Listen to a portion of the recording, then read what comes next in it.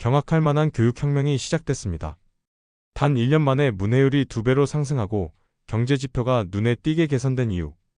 그 답은 바로 세종대왕이 만든 한글이었습니다. 유네스코도 놀란 이 기적의 문자, 아프리카 15개국이 선택한 이유를 지금 파헤쳐 보겠습니다. 저는 우간다 북부의 작은 마을에서 아이들을 가르치는 교사 마사입니다. 매일 아침 흙먼지 날리는 길을 걸어 학교에 도착하면 낡은 나무 책상과 깨진 유리창이 저를 맞이했어요. 교실 천장에는 전깃줄 하나 없었고 창문으로 들어오는 햇빛만이 유일한 조명이었습니다. 아이들은 나무 의자에 다닥다닥 붙어 앉아 새끼 손가락만한 작은 연필 조각을 꼭 쥐고 있었죠. 제가 칠판에 프랑스어 단어를 쓸 때마다 아이들은 그저 모양을 따라 그리기만 할 뿐이었습니다. 그 단어가 무엇을 의미하는지, 어떻게 발음하는지 아는 아이는 거의 없었어요. 수업이 끝나면 아이들은 배운 것을 금세 잊어버렸어요.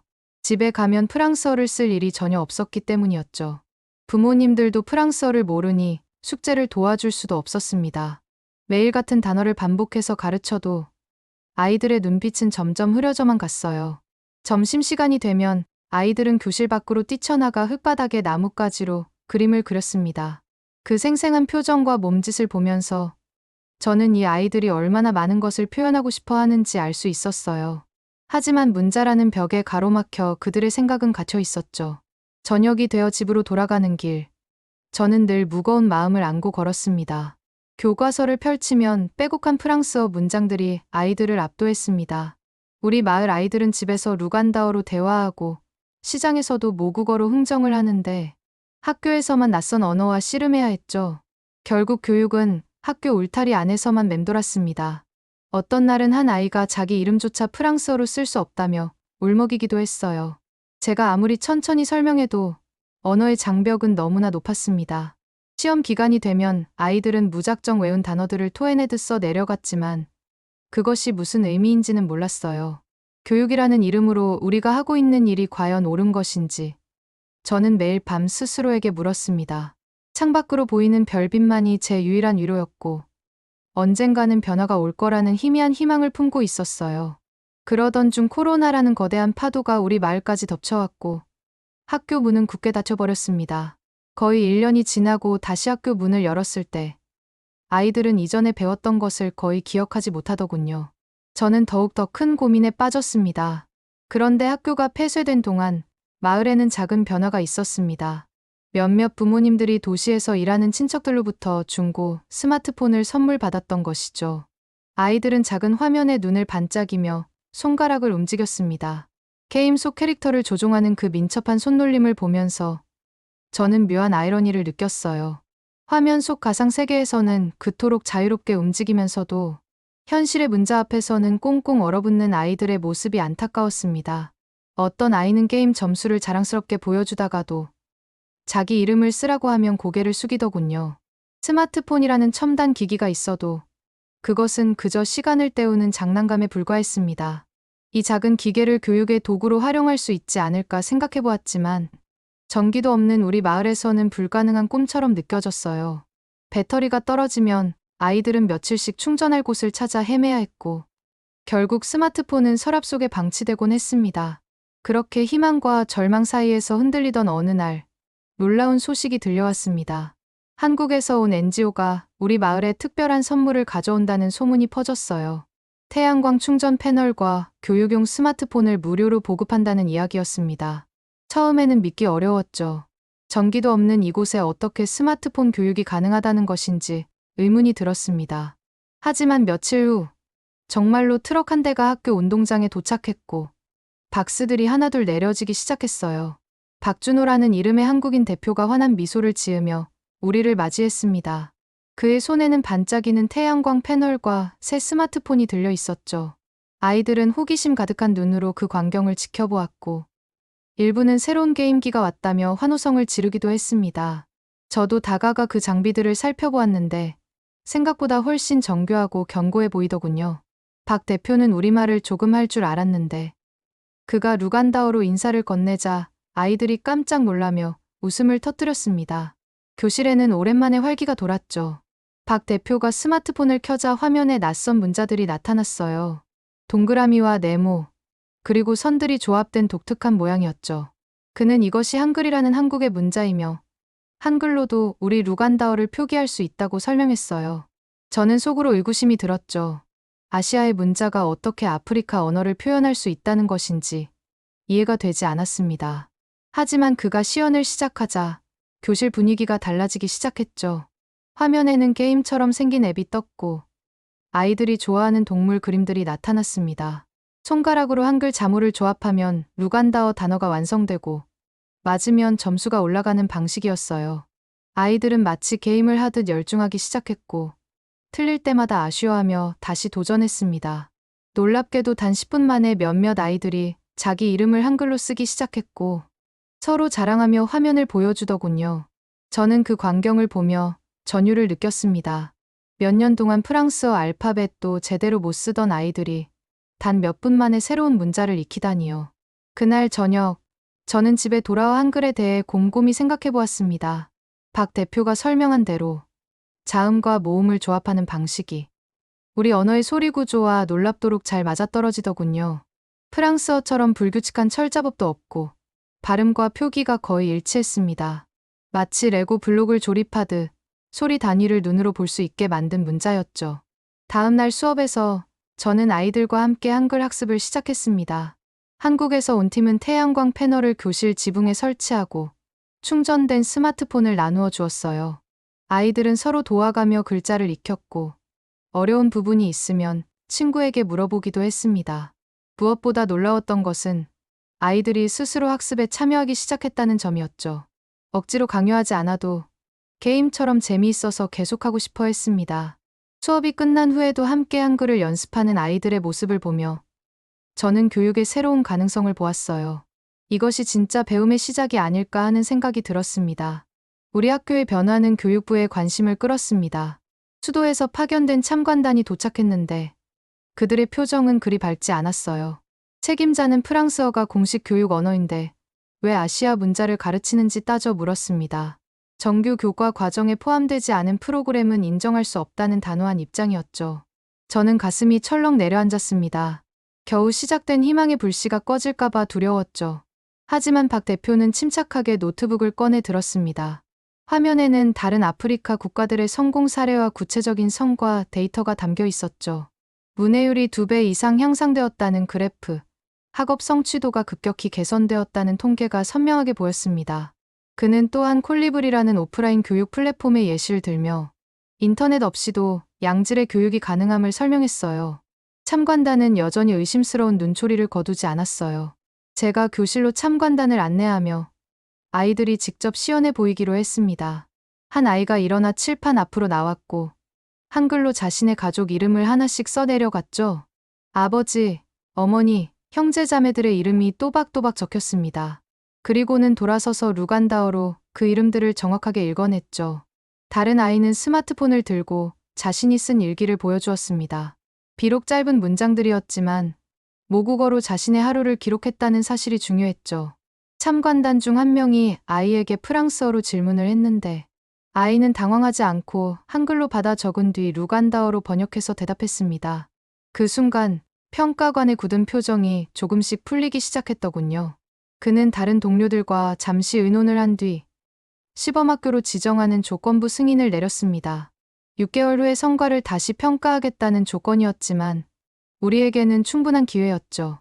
저는 안도의 한숨을 내쉬며 아이들과 함께 기뻐했습니다. 며칠 후 이웃나라 세네갈에서 특별한 손님이 찾아왔습니다. 파티마라는 이름의 중년 여성이었는데 그녀는 다카르 시장에서 작은 가게를 운영한다고 했어요. 그녀의 손에는 낡은 공책이 들려 있었는데 펼쳐보니 한글로 빼곡히 적힌 장부였습니다. 파티마는 프랑스어를 전혀 읽지 못해 늘 손해를 봤다고 털어놓았어요. 도매상들이 숫자를 속이면 알아차릴 방법이 없었고 계산이 맞는지 확인할 수도 없었다고 했습니다. 하지만 한글을 배운 후로는 모든 거래를 직접 기록하고 확인할 수 있게 되었다며 눈시울을 붉혔죠. 그녀가 사는 지역의 시장 상인 조합에서는 이제 한글 장부를 표준으로 채택했다고 했어요. 처음에는 프랑스어를 아는 상인들이 반발했지만 투명한 거래 덕분에 고객들의 신뢰가 높아지자 매출이 오히려 늘었다더군요. 파티마는 우리 아이들을 보며 말했습니다. 글자를 안다는 것은 단순히 읽고 쓰는 것이 아니었어요. 그건 나의 삶을 지키는 힘이죠. 저는 그녀의 이야기를 아이들에게 들려주며 지금 우리가 한글을 배우는 것이 얼마나 소중한 것인지 일깨워 주었습니다. 파티마가 떠난 다음 주에는 말리에서 또 다른 방문객들이 왔습니다. 기독교 목회자와 이슬람 이맘이 함께 온 것이었죠. 그들은 각자의 가방에서 책을 꺼냈는데 한글로 번역된 성경과 꾸란의 일부였습니다. 마을 어르신들이 모여 그 책들을 펼쳐보았고 손자를 통해 최근 한글을 배운 한 할머니는 떨리는 손으로 한 줄 한 줄 읽어 내려가더군요. 오 신이시여, 감사합니다. 평생 처음 루간다어로 경전을 읽었어요. 죽기 전에 이런 기적을 보여주시니 감사합니다. 그녀는 눈물을 흘리며 기도를 올렸습니다. 물론 모든 사람이 환영한 것은 아니었어요. 보수적인 종교 지도자들은 전통을 훼손한다며 강하게 반대했습니다. 마을 회관에서 공개 토론이 열렸고 격렬한 논쟁이 이어졌어요. 한 젊은 이맘이 일어나 말했습니다. 이해하지 못하는 신앙은 껍데기에 불과합니다. 진정한 믿음은 마음으로 이해할 때 생긴다고 생각해요. 그의 말에 많은 사람들이 고개를 끄덕였고 결국 한글 경전을 보조 교재로 사용하기로 합의했습니다. 아이들은 종교 수업 시간에 경전 구절을 한글로 필사하며 토착어와 문자를 동시에 익혔어요. 저는 언어와 신앙, 그리고 교육의 관계에 대해 깊이 생각해 보았습니다. 단순히 글자를 아는 것을 넘어서 자신의 언어로 세상을 이해하는 것이 얼마나 중요한지 깨달았죠. 우리 아이들도 경전을 읽으며 질문을 하기 시작했습니다. 왜 이런 가르침이 있는지, 어떤 의미인지 서로 토론하더군요. 이전에는 그저 암송만 하던 아이들이 이제는 내용을 이해하고 생각하기 시작한 것입니다. 한 아이는 자신이 읽은 구절을 바탕으로 짧은 글을 썼는데 그 깊이 있는 통찰에 저도 놀랐어요. 한글이라는 도구를 통해 아이들의 사고력이 확장되고 있음을 느꼈습니다. 종교 교육뿐만 아니라 일상적인 대화에서도 변화가 나타났어요. 부모님들도 아이들과 함께 한글을 배우기 시작했고 집에서도 학습이 이어졌습니다. 마을 전체가 하나의 큰 교실이 된 것 같았죠. 저는 이것이 진정한 교육혁명의 시작이라고 생각했어요. 하지만 문제가 있었습니다. 앱을 설치하고 업데이트하려면 인터넷이 필요했는데 우리 마을에는 와이파이는커녕 통신 기지국조차 없었어요. 사람들은 걱정스러운 표정으로 물었습니다. 그럼 새로운 콘텐츠는 어떻게 받느냐고요. 박 대표는 미소를 지으며 2개의 스마트폰을 꺼내 들었습니다. 그리고는 블루투스라는 기능을 켜더니 한 폰에서 다른 폰으로 파일을 전송하는 모습을 보여주었어요. 인터넷 없이도 가까운 거리에서는 데이터를 주고받을 수 있다는 설명이었습니다. 아이들은 금세 이 방법을 터득했고 서로의 기기에 새로운 학습 자료를 전송하기 시작했죠. 낮 동안 태양광으로 충전한 스마트폰이 밤까지 작동했고 그 사이 수십 명의 아이들이 최신 버전을 설치할 수 있었습니다. 부모님들은 믿기 어렵다는 표정으로 그 광경을 지켜보았죠. 인터넷도 없는 곳에서 이런 일이 가능하다니 정말 놀라운 일이었습니다. 저는 기술이란 것이 꼭 최첨단 인프라가 있어야만 작동하는 것이 아님을 배웠어요. 박 대표는 또 다른 해결책도 가져왔습니다. 마을 중앙에 작은 서버를 설치하고 거기에 교육 콘텐츠를 저장해두는 방식이었죠. 마치 작은 도서관 같은 개념이었는데 아이들이 필요할 때마다 와서 자료를 다운로드할 수 있었습니다. 이 서버도 태양광으로 작동했고 비가 와도 문제없도록 방수 처리가 되어 있었어요. 한 달에 한 번씩 도시에서 USB를 가져와 새로운 콘텐츠를 업데이트했습니다.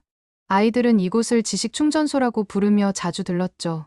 때로는 서버 앞에 줄을 서서 기다리기도 했는데 그 모습이 마치 우물가에 물을 기르러 온 것처럼 보였습니다. 하지만 이들이 길어가는 것은 물이 아니라 지식이었죠. 어떤 아이는 새로운 동화책 앱을 다운로드 받아 동생들에게 읽어주기도 했습니다. 기술과 전통이 조화롭게 어우러지는 모습이 아름답다는 생각이 들었어요. 우리 마을은 비록 전기는 없지만 태양과 지혜로 밝아지고 있었습니다. 평화롭던 어느 날 밤, 예상치 못한 사건이 발생했습니다. 누군가 학교에 침입해 태양광 패널 2장을 훔쳐간 것이었죠. 아침에 그 사실을 발견한 저는 망연자실했습니다. 겨우 자리 잡기 시작한 교육 시스템이 무너질까봐 두려웠어요. 긴급 마을 회의가 소집되었고 주민들은 분노했습니다. 그때 한 여성이 손을 들고 의견을 냈죠. 여성들이 주축이 되어 정비팀을 만들자는 제안이었습니다.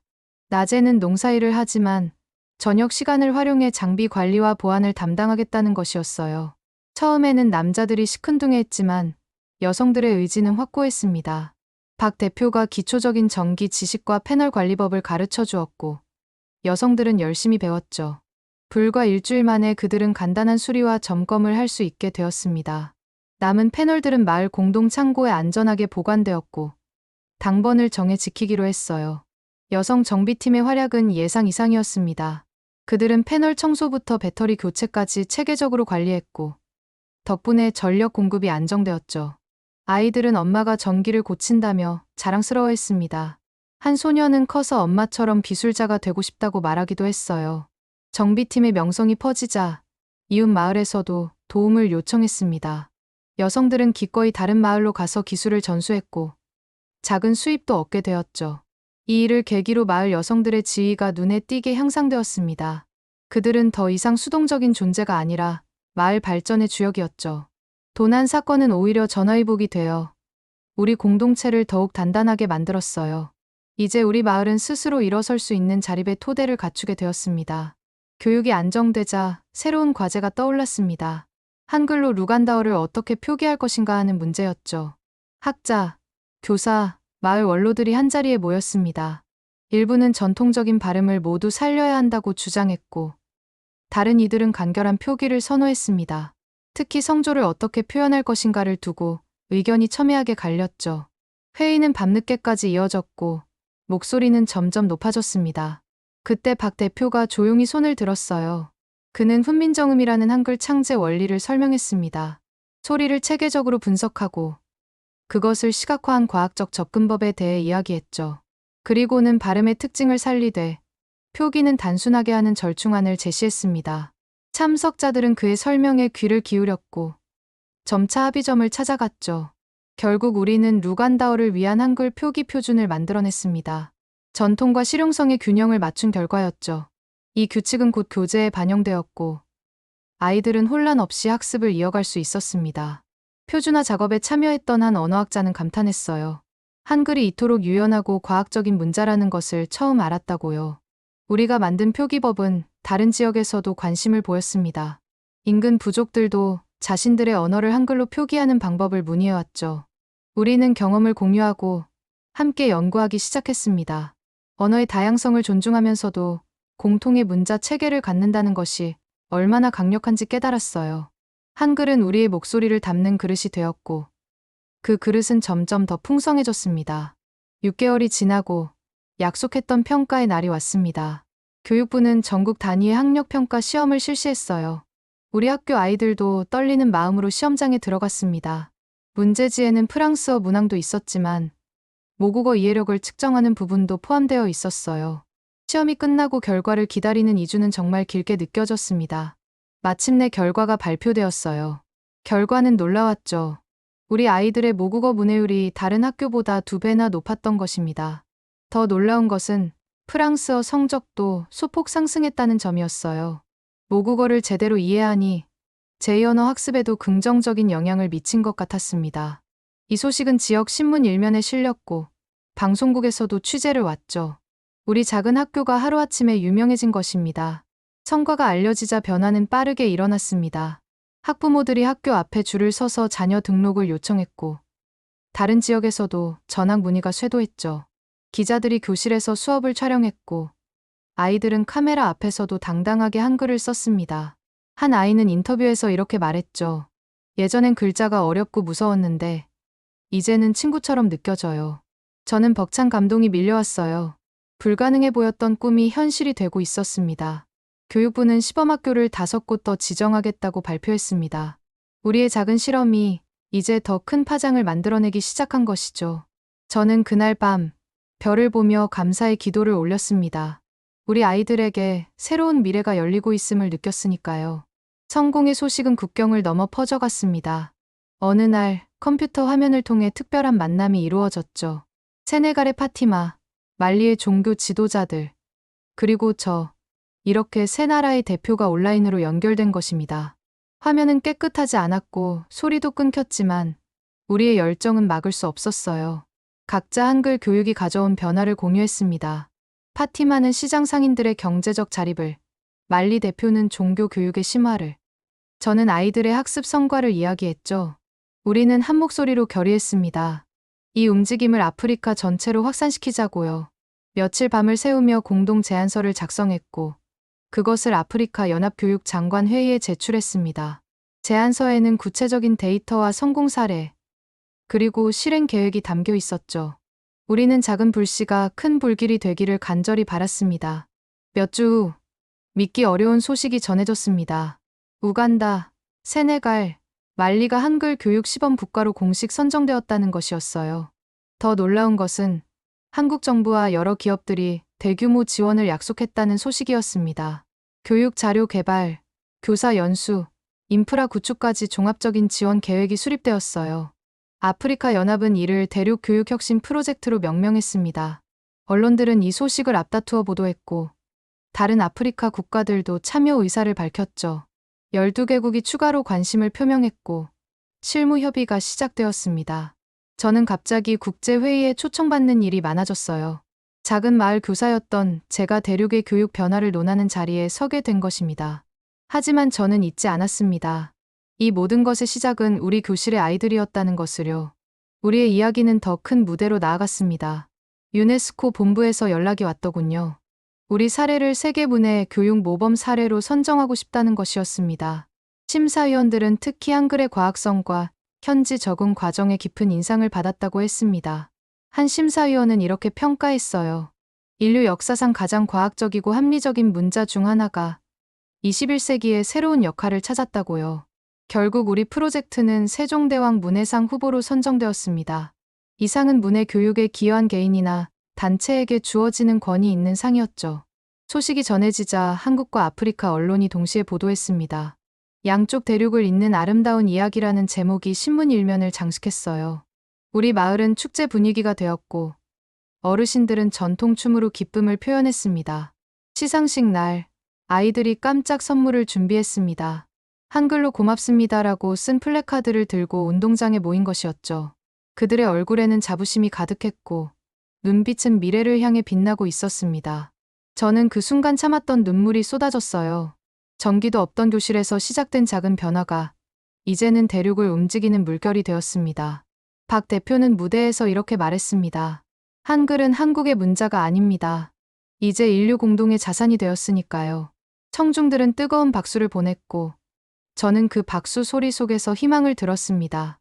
우리가 만들어낸 기적은 이제 막 시작되었을 뿐이었죠. 더 많은 아이들이 배움의 기쁨을 누릴 그날을 꿈꾸며 저는 다시 교실로 향했습니다. 돌이켜보면 참 놀라운 여정이었습니다.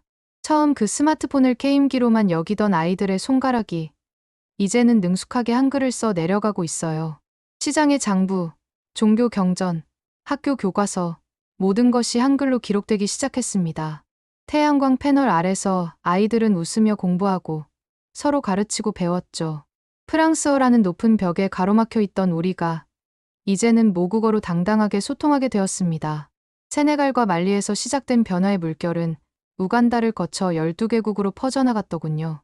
각 나라마다 자신들의 언어를 한글로 표기하는 방법을 개발했고 교육 자료를 공유했습니다.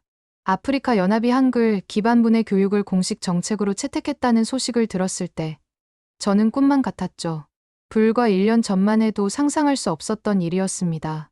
이제 우리 아이들은 자신감을 갖고 미래를 향해 나아가고 있습니다. 오늘도 저는 교실에서 아이들과 함께합니다. 그들의 손에 들린 스마트폰 화면에는 한글이 춤을 추듯 움직이고 있죠. 때로는 게임을 하기도 하지만 이제 그것조차 학습의 일부가 되었습니다. 아이들은 한글로 일기를 쓰고 편지를 주고받으며 자신들의 이야기를 만들어갑니다. 부모님들도 함께 배우며 가족 간의 소통이 더욱 풍성해졌죠. 마을 게시판에는 한글 공지사항이 붙고 상점에는 한글 간판이 걸렸습니다. 이 모든 변화의 중심에는 작은 스마트폰과 한글이라는 기적의 문자가 있었죠. 저는 매일 아침 태양이 떠오르는 것을 보며 생각합니다. 오늘도 우리 아이들의 마음속에 새로운 지식의 빛이 떠오르고 있다고요. 휴대폰 속 작은 화면이 만들어낸 이 거대한 변화를 저는 평생 잊지 못할 것입니다. 우리의 이야기는 끝이 아니라 새로운 시작이며 더 많은 기적이 우리를 기다리고 있음을 믿습니다. 전기도 없던 교실에 한글이 들어오자 아이들의 눈빛이 변했습니다. 그리고 이제 대륙의 미래가 변하고 있습니다. 누군가에겐 한글이 단순한 문자일지 모르지만 이 아이들에게는 삶을 지키는 방패이고 세상을 여는 열쇠입니다. 그리고 그 열쇠를 만든 나라가 바로 우리 대한민국입니다. 오늘 영상이 좋으셨다면 구독과 좋아요, 알림 설정 부탁드려요. 오늘도 끝까지 시청해주셔서 감사합니다.